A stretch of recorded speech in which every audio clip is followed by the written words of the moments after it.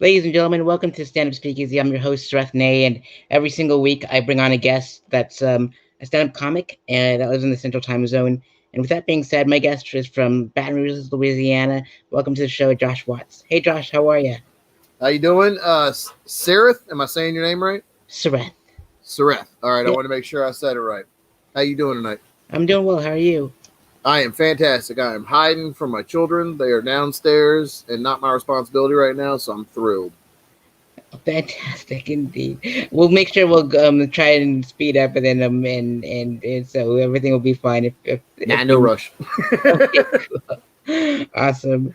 So, Josh, you're a comedian, and you mentioned you were a father earlier with your kids being taken care of in Baton Rouge. What's life like in Baton Rouge for you? I don't live in Baton Rouge anymore. I live in Covington, Louisiana, but it's right outside. I mean, it's like an hour outside of Baton Rouge. In between Baton Rouge and New Orleans. Ah, Um, right now it's pretty dull. Just like everything else, there's not a whole lot going on. Luckily, it's kind of in the country, so there's parks and stuff, but there's not a whole lot happening around here. indeed.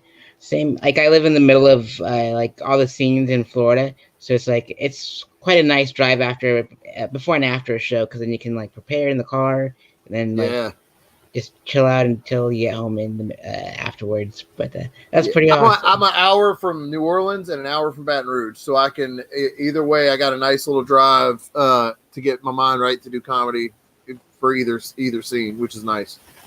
Most definitely, indeed, and sometimes you need that, and your material on stage is your unique perspective on life, your jobs, and most kids, and mostly your kids, and it's awesome that you incorporate all that into your material. And how much minutes do you have with all that of all that material? Oh, man. Ah. I could do man, that's a good question. It depends on how tight you want it, how clean you want it, but I could 30 or 45 minutes without an issue. Clean, dirty, whatever you wanted without any kind of issue. Since I've been doing comedy for almost a decade now. So, even without the kid stuff, there was a lot of material there, but after I had kids, my focus, yeah, I found what I could talk about easier. It wasn't work to write jokes about my kids. That's easy. You know what I mean? Yeah, for sure, most definitely. And so you've we're the opening act for Charlie Murphy, Jen Kober, Emo Phillips, and Jake the Snake Roberts, among many others. What was it like to perform with all those comics and professional wrestlers? Well, it was Charlie Murphy was like the first big show, like name that I opened for, and that was kind of eye opening to how it works when you're not doing just local open mics. It was fun. He was really cool. He was really nice. But Emo Phillips was one of my comedy heroes. So getting open for him and getting to see him laugh at one of my jokes was like a highlight.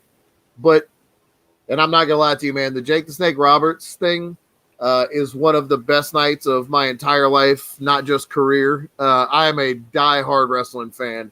And that night I got to do a show. It was Jake the Snake Roberts and Hacksaw Jim Duggan were there.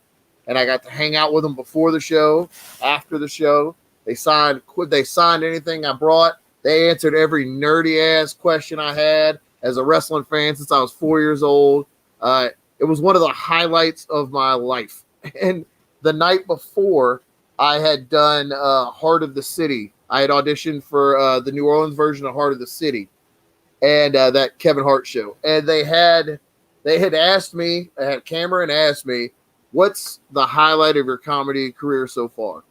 And I know they wanted me to say, oh, auditioning for Heart of the City. But I said, oh, tomorrow night I'm opening for Jake the Snake Roberts.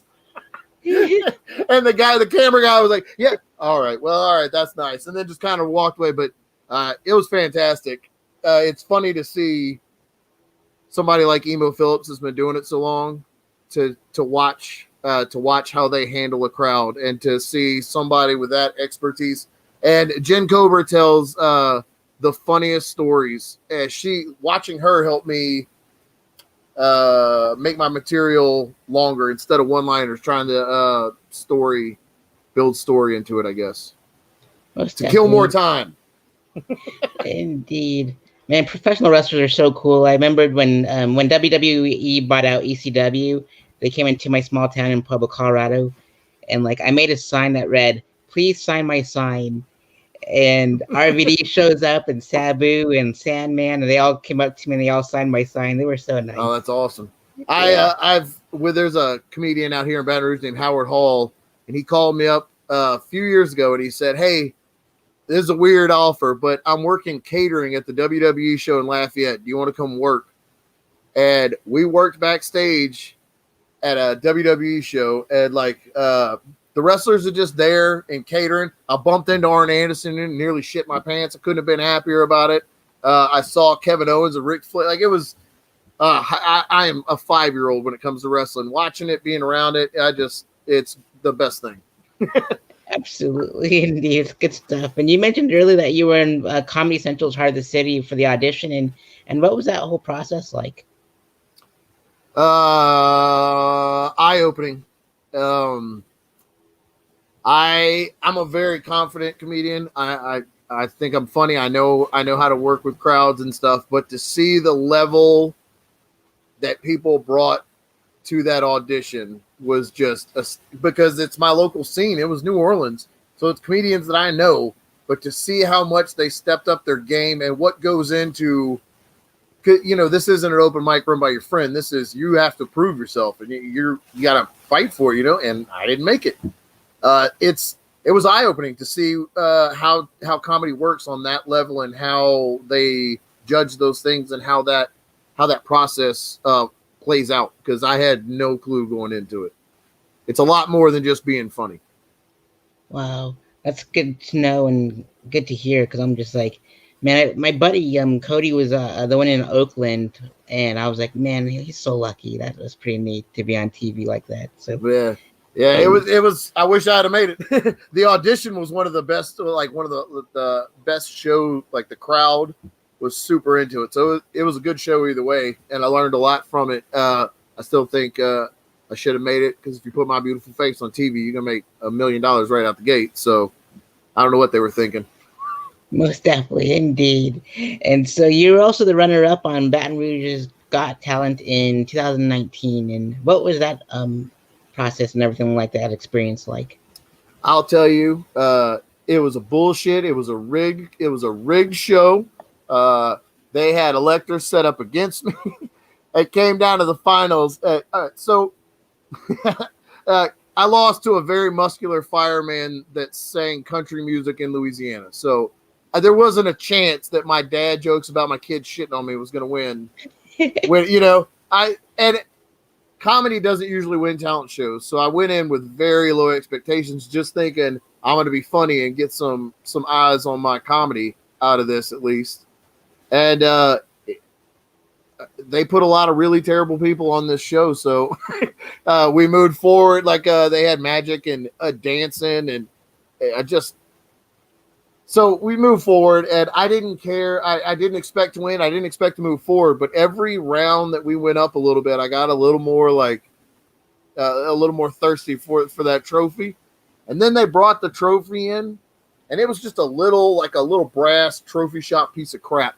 But the second they showed it, I leaned over to the guy in the finals with me, and I said, one way or another, I'm taking that trophy. And he said, "Oh, I hope you win." I said, "Even if I don't win, I'm leaving with that trophy." And then I lost. And he tried to give me the trophy after the show, but out of honor, I couldn't take it. It burned my hands when I touched it, since I didn't win. Indeed, most definitely. Oh man, that's good stuff.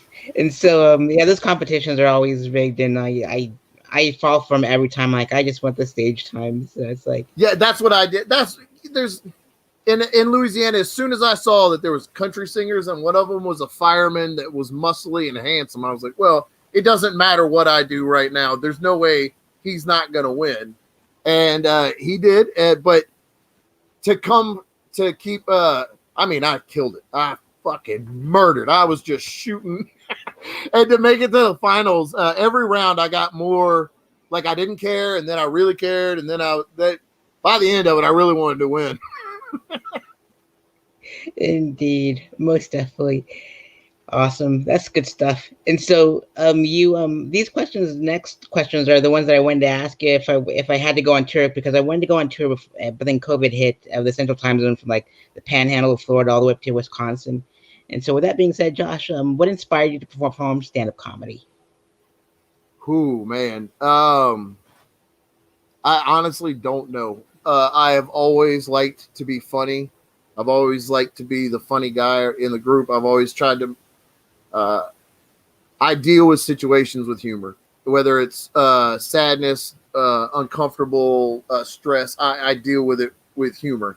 So even as a kid, I liked when situations got bad. I liked to make people laugh, and I've always loved comedy. And when I got out of the military, I don't know. It just seemed like something. I tried it to get out and to become less fresh out of the military, like to get it out of my system and try to get back out in the world. And I was hooked the second I did it.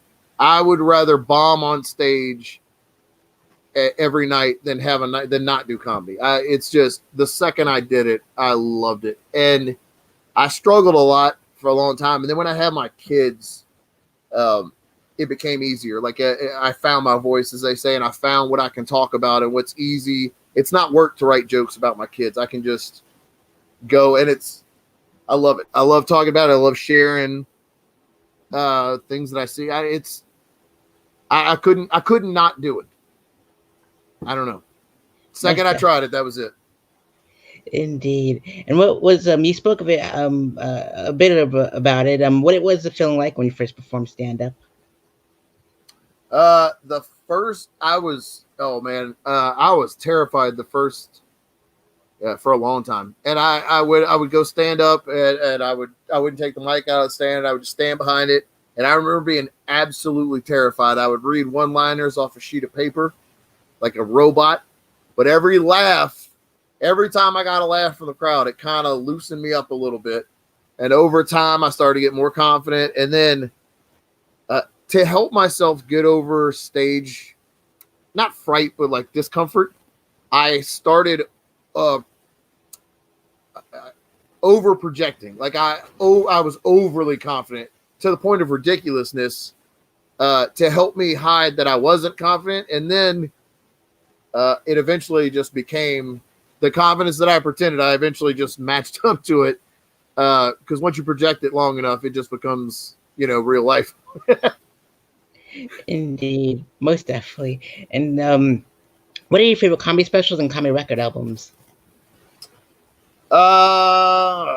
Man, I like David Cross a lot. Dave Chappelle's first special is one of my favorites of all time. I like Chris Rock's, the Bigger Blacker, I think it is. And current, I like Rory Scovel and Nate Bargatze, and I don't know. I don't know. I don't watch a lot. I don't watch a lot of comedy now. Now that I do it, I don't watch as much of it as I used to. I still like, and I hate to say it because Bill Cosby's first albums were my favorites. Their inspiration to watch the way that he could sit down and talk to a crowd. And then, you find out he's a monster. And I shifted away and found other people that talk stories like that talk. And then I delved into old comedy and George Carlin and Emo Phillips, finding stuff. The stuff I like isn't similar to how I perform. I don't think, honestly. But yeah. Most definitely. And I totally, same here. Like, ever since I started performing stand up, I just stopped watching them because I didn't want to be influenced by other people. And it's hard. Yeah, big time. And if you and some of those folks have been on TV and film, and I want to know what your favorite sitcom, sketch shows, and comedy films are. My favorite sitcom, I almost embarrassed to say, The Office. The Office is just, it's on in my house like 24/7, just about. It's just like comfort. I love The Office. I like Arrested Development, um, Parks and Rec, comedy shows. Trying to think of movies now. Man. I mean, the standards. I like Anchorman. I think Dewey Cox is one of the funniest movies that's ever been made. Hot Rod. I like the Lonely Island guys a lot. Auntie Donna's House Party. They're on Netflix. I think they're Australian. They're a sketch group. They're really funny. And I liked the Birthday Boys back in the day. And Mr. Show, obviously. Mr. Show is the greatest. Indeed. And if you can go on tour with any comedian locally and internationally known, which comedians would you like to go on tour with? My best friend, Chase Myers. He's a Seattle from Louisiana. He moved to Seattle. I do my podcast with him. That's who I've done all my road shows with, just about him and Mike Honore. And there's nobody else I'd rather do it with. Indeed, most definitely. First choice. Absolutely. And let's see here. If you can get roasted by 5 comedians, past and present, which comedians would you like to get roasted by? None. I don't like roast comedy at all. It's not. I don't do roast. I go to comedy to be happy and to enjoy it. And I know people love roast comedy, and I don't knock it. I just don't participate. It's not my style. Comedy is a happy, non-confrontational place. Just not into the roast. So I don't, not my thing.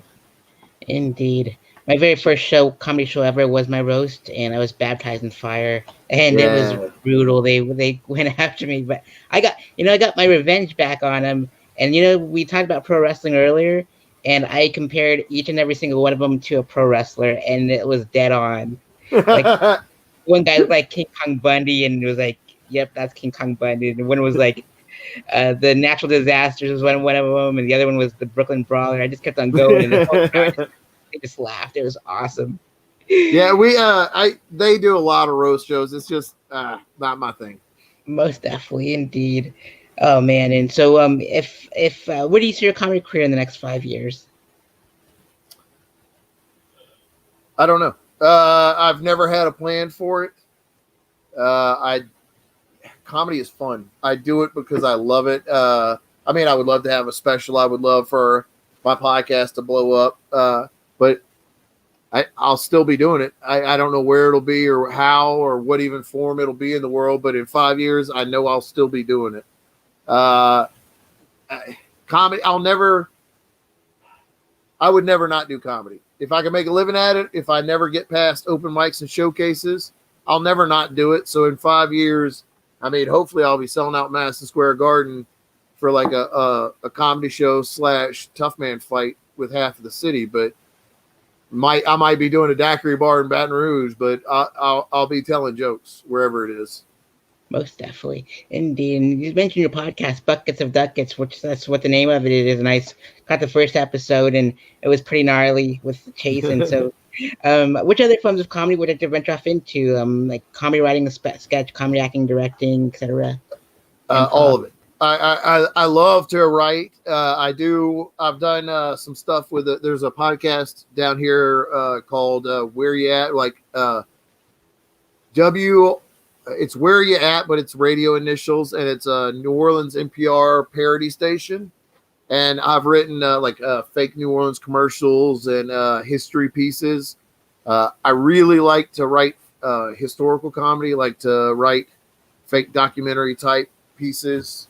Writing is one of my favorite things. I really, writing would be exactly where I want to go. Not directing. I don't think I have the mind to direct it, but writing is absolutely a lot of fun. Anyway, sketch, anything, any kind of writing. I like to be challenged like that. My wife sometimes will say, "Hey, can you?" And she'll just give me a topic, and I'll try to write something funny or make something funny off of it, or try just as a way to keep going and to keep my as a brain teaser, as an exercise, stuff like that. It keeps your mind fresh. Most definitely, indeed. And let's see here. What is your favorite joke a comic has ever written? I got two. Mike Honore tells a joke, Jeep Life, and I don't want to do his bit, but you can hear it on his album Splendid Afternoon. It's on anywhere you can get it. And Chase Myers has a joke about not having enough money to buy donuts when he goes out to the store. And that's on our website, Buckets and Ducats. That's the clip on our website, actually. Those are the two favorite bits I can think of off the top of my head. But I mean, I love, I love Dave Chappelle's any of his bits. The one about the cops thinking he broke into the house because it's too nice for him to live there. That's one of my favorite ones. They sprinkle the crack on him. But the Mike and Chase ones are the first two I think about. Howard Hall does a bit. Howard Hall is a comic. He has a special out called Hilarious. He has a joke about his wife taking Ambien. That's one of the funniest. And I've watched him as a comedian. It's one of the best jokes to watch because I've watched him tell the joke as a 20-minute story clean, as a 15-minute version dirty. I've watched him tell it in front of old people. I've watched him tell it in front of bars of young, and he on the fly adjusts the joke to fit to every crowd, but it's still the same joke. And that is when you know you're good at what you do. Whenever you can take your material and fit it around, and all three of those guys I named are really good at that. And if you see their jokes, wherever version you'll see, you'll catch different things, and that's what fascinates me. That's what I like to see. Absolutely, I love Mike. And I just interviewed him, and I listened to his album Splendid Afternoon, and my favorite joke on there is the Candyman joke. And Mike is genuinely one of the funniest human beings that I've ever met in my entire life. Just naturally, you can never go wrong booking Mike on a show. One of the funniest humans that's ever walked the planet. Love Mike. He's awesome. And let's see here. What experience would you like your audience to take with them after a set is over? That they laughed, that they had a good time, and it sounds pretentious, but for that little bit of time, if they didn't worry about stupid shit outside, and if they didn't check their phones, if they weren't looking at their Twitter for 15 minutes, if they lived in the moment and laughed at what was being said, if they walked away happier than they were before I went up, that's what I want. Indeed, most definitely. And so, Mike and a bunch of other comics in Baton Rouge and Louisiana nominated you to be my guest on the show. That's awesome. Yeah, they love you a lot out there, and so that's great. Yeah, and so with that being said, the stand-up speakeasy is like the Prohibition, the Roaring '20s, and the only way that comedians can be on the show is if they get nominated by another comedian like Mike, and a lot of the comics have nominated you. So with that being said, Josh, which comics would you like to see on the Speakeasy that's in Louisiana? Duncan Pace in New Orleans is a good comic. Howard Hall, it would be a great one to talk to. Jeffrey Gaucher in New Orleans is very funny. Morgan Wright in Baton Rouge runs a lot of shows. Vaughn Vaillant is really funny too. You already talked to Robert Hall. Yep. Robert Allen Hall. Hey, if you ever watch this, Robert, I love you and I miss you every second of the day. He moved to Iowa or Illinois or somewhere stupid and left us out here just to struggle on our own. But so you've already interviewed Robert. He would have been Evan Rabelais in Texas is a really good friend of mine too. That would be a great interview. So I mean, I can go forever. I can go forever and give them to you. Absolutely. And Robert, I've seen him perform, and we've been on shows together in Jacksonville, in Florida. And gosh, you're right. He's a gem. Stephen Baker. Do you know Stephen Baker? Yeah. Okay, yeah. I love Stephen Baker. He's hilarious. I was thinking just Louisiana, but Tony Burkett is in Florida. Do you know Tony? I don't think we've met. And Tony Burkett is. I'm not sure if he's in Pan. I don't remember where he is. I've done some shows out there. at the Big Easy, in. I don't remember where it was, man. Somewhere in Florida. Tony Burkett would be a great one to talk to too. William Masters used to run everything in Mobile. I don't know if he still does comedy, but he was a really interesting dude to talk to. I'll name forever if you don't turn this off. I won't turn this off for it. Anyone that's in the Central Time Zone, fire away. Like